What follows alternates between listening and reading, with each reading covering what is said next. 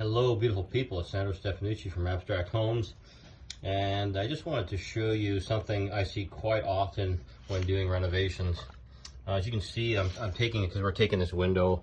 We're doing a big reno on this project, and this wall is going to get altered. But what a lot of guys do is they put dirt up against like even cedar shingles like this. You know, any dirt or soil that's close to the home and the plate, the bottom plates, or the lumber, it's just behind here. This isn't enough protection for it. This is way too close to it, and it's too high.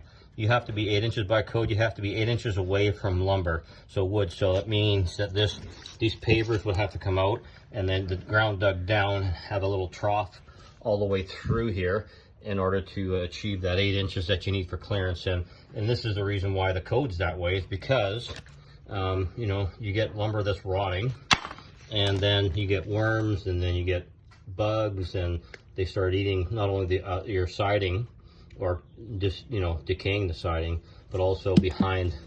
You know, this is a pretty poorly done flashing here. It's just stuck underneath. It's not taped off or anything, so a lot of water could actually get in behind here and then create even more problems. So this is not even a proper flashing. It's yeah, it's pretty bad. So I'm expecting to see some plates, wall plates, probably starting to rot. Anyways, keep that in mind when you're doing renovations, and don't do what they did here. Take care, guys.